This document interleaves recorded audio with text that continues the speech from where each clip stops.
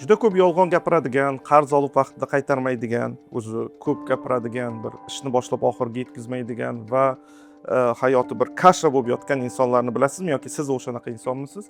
Ko'pincha bu insonlarda SDVga, ya'ni diqqat yetishmovchiligi sindromi bo'lishi mumkin. Va agar siz bu narsani yaxshi tushunmasangiz, bilmasangiz, unda hayotingizda juda ham ko'p muammolar bo'ladi va bu narsa oxir-oqibat yo qamoq bilan yoki shunchaki bir katta moliyaviy yo'qotish bilan tugashi mumkin. Nima uchun o'zi SDVga bizni O'zbekistonda uncha tushunilmaydi, davolanmaydi, mutaxassislar ham yo'q. Sababi SDVga o'zi tug'ma bo'ladi. Birinchi uni bir kuzatiladigan narsa SDVga yosh bolalarda ular juda giperaktivniy bo'ladi. Juda ko'p yugurishadi, juda ko'p harakat qilishadi, bir joyda o'tira olmaydi, bir gapni eshitishmaydi, biror narsani o'rganishga juda ham qiynaladi. Lekin bu holatda bizni jamiyat nima deydi? Bola bo'lsin, sho'x bo'lsin. Ya'ni agar bola sho'x bo'lsa, uni hech qanday yomon joyi yo'q. Keyin u maktabga chiqadi. Maktabga chiqqanda ham SDVga bolalar bir joyda o'tira olmaydi. Ba'zida demak uydan biror narsa o'g'irlab turishi mumkin. Ko'p holatda ko'chaga olib chiqqan narsasini yo'qotib keladi u. Daftari bo'lsin, ruchkasi bo'lsin. Chunki e'tiborsiz bo'ladi biror narsaga va eng qiyini o'sha maktabda yangi informatsiyalarni o'rganishga qiynalishadi. Keyinchalik bu agar SDVga davolanmasa, demak to'g'ri yo'nalish ko'rsatilmasa, u demak maktabni bitirgandan keyin asl katta muammolar kelib chiqadi. Chunki bu bolalar juda ham impulsivniy bo'ladi va ularda o'sha tormoz sistemasi ishlamaydi. Tormoz sistemasi ishlamaganlik hisobiga ularda impulsivlik ko'p, o'ylamasdan biror narsani sotib olish mumkin, o'ylamasdan qarz olib bir biznes boshlashi mumkin bo'ladi. Ko'pincha bu insonlar o'sha narkotik iste'mol qilishi mumkin. Oddiy odamlarga qaraganda demak 3-4 marta riski kattaroq yoki qimor shunga o'xshagan narsalarga katta summa tikib, demak hayotini barbod qilishi mumkin. Shuning uchun agar siz SDVga nimaligini tushunsangiz, o'zingizga, balkim farzandingizga, balkim o'sha bir yaqinlaringizga to'g'ri yordam berishingiz mumkin bo'ladi. Birinchi navbatda SDVga o'zi nima? SDVga bu miyadagi bir holat desak bo'ladi va sog'lom odam bilan SDVga odamning miyasida qanaqa farqlar bo'ladi? Birinchisi frontal cortex bor, ya'ni odamning old miyasi. Bu bir miyani zavod deb oladigan bo'lsak, o'shaning direktori. Direktorning asosiy vazifasi uzoq muddatli plan qilish. Ya'ni mana shu narsani qilsam 3-4 oydan keyin menga foydasi tegadi. Hozir men mana bu qarzni olsam, demak ertaga qaytara olmayman. Bugun o'qishim kerak. Mana shu uzoq muddatli plan qiladigan narsa bu frontal cortex. Bu frontal cortexning o'zi bir energiyasi bu ikkita narsa, neyrotransmitter bo'ladi. Birinchisi dopamin, ikkinchisi noradrenalin. Ularda mana shu ikkita neyrotransmitter kam bo'ladi. Xuddi bu benzinni kam, demak mashinaga o'xshaydi va mana shuni hisobiga ular bir narsaga diqqatini qarata olmaydi. Ikkinchi narsa bu yerda tormozini, impulsini ushlab turadigan narsa bu masalan bir narsaga boshlab o'shani oxiriga yetkazadigan narsa bu miyadagi striatum degan bir miya bo'lagi. U to'g'ridan-to'g'ri o'sha frontal cortex bilan ishlaydi, ya'ni direktor bilan ishlaydi. Uning asosiy vazifasi nima? Ya'ni sizni o'rningizdan turib borib bir ishni oxiriga bajarishingiz. Odatda tasavvur qiling, siz hozir bitta telefon ko'rdingiz, uni narxi demak 5 million so'm ekan. Sizda lekin yoningizda pulingiz yo'q, o'z telefoningiz ham bor. Bunda sizga mana shu telefonni olasanmi qarzga deb biror kishi taklif qilsa sizga, sizda bu yerda qo'rquv sistemasi bor, o'sha ishlaydi. Yo'q, buni hozir olsak, ertaga biz buni to'la olmaymiz degan fikr bo'ladi va bu narsa o'sha aynan limbik sistemada ishlaydi, qo'rquv sistemasi. Qo'rquv sistemasi yuboradi demak striatumga, bu narsa telefonda olishimiz kerak emas deb va frontal cortex buni to'xtatadi. ADHD'si bor odamlarda esa yo'q, bu juda ham zo'r imkoniyat, 5 million emas, men 6 million beraman, faqat pulim bugun yo'q, ertadan keyin beraman deb borib bu telefonni olishadi. Muammo nimada? Ular o'shanaqa yomon odam bo'lganligi uchun emas, shunchaki u yerda striatum ishlamaydi. Uning yetarli dopamin, noradrenalin yo'q. Shuning uchun men xohlasa ham unda qo'rquv sistemasi ishlamaydi, boradi, yugurib o'sha telefonni xarid qiladi va uni vaqtida albatta to'lamaydi, juda ham ko'p yolg'on gapiradi va o'ziga o'zi katta muammolar olib keladi. Demak, birinchisi ularda frontal cortexda muammo bor, ikkinchisi demak striatum halqasi deydi, o'shanda muammo bo'ladi. Uchinchisi qarang. Agar siz hech narsa qilmang, hozir telefoningizni qo'ying, boshqa qiling, shunchaki ko'zingizni yumib bir 5 minut o'ylab tursangiz, sizda oddiy demak rejim yoqiladi. Bunda siz shunchaki bir xayollarga kirasiz, ya'ni bugun nima bo'ldi, boshqa qildi, ertaga nima qilaman, bir o'ylar kechadi xayolingizda. Bu oddiy holat deyiladi va mana shu holatda endi qarang, siz hozir ochib, demak, ertangi kunda biror bir rejasini qilishingiz kerak.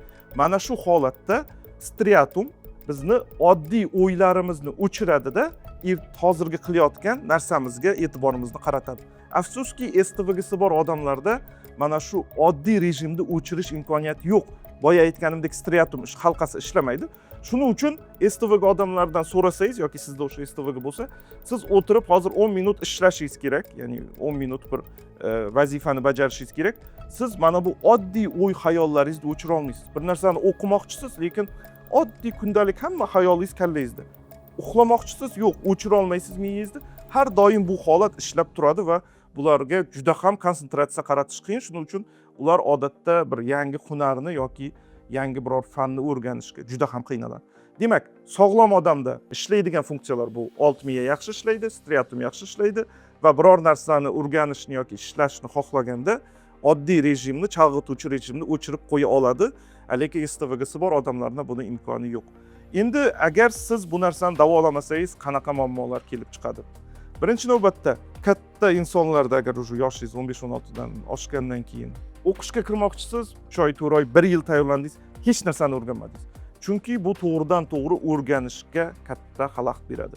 Ikkinchisi, sizda limbik sistema, qo'rquv tormoz sistemasi yaxshi ishlamayapti. Shuning uchun siz riskni to'g'ri baholay olmaysiz. Agar siz ota-ona bo'ladigan bo'lsangiz, o'g'lingiz yoki qizingiz qanaqa muammolar ko'rishingiz mumkin? U yarim oqshom soat 3 da turadida chiqib, mashinani so'roqsiz olib borib bir yerga borib urishi mumkin mashinani. Ertasi kuni chiqadi, o'ylamasdan turib birovdan qarz olib, demak, qimorga tikib yuborishi mumkin, narkotik iste'mol qilishi mumkin. Sabab nimada? Sog'lom odam o'ylaydi. Последствияni, ya'ni hozir bir ish qilsam, ertaga qanaqa muammo bo'ladi deb. Endi bu sistema o'chik ishlamayaptimi? Unda nima bo'ladi? Sizni 2 yoshli miya boshqaryapti va siz hech qanday natijani o'ylamasdan turib, siz biror bir harakat qilasiz va последствия уже juda ham og'ir bo'ladi. Siz bu narsani to'g'ri aniqlashingiz uchun o'zi qanday, demak, diagnoz qo'yiladi?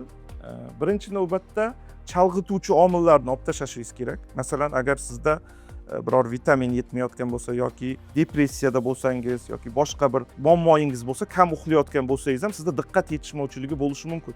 Shuning uchun masalan, hozir bitta odam kelib, "Meni STVgim bor" desa, so'raydi, "STVging bo'lsa, nima muammong bor?" desa, "O'tirib yarim soat bir til o'rgana olmayman." Desa, "Men ham o'tirib yarim soat til o'rgana olmayman, demak senda muammo yo'q.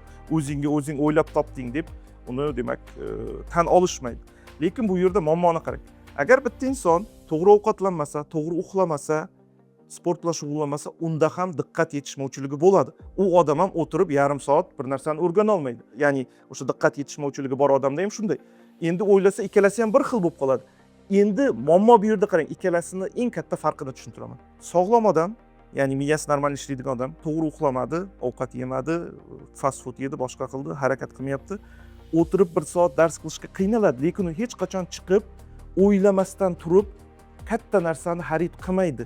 Ya'ni impulsivniy покупки, impulsivniy bir narsa qilish foizi kam. U unda diqqat yetishmagan bilan riskni to'g'ri baholay oladi.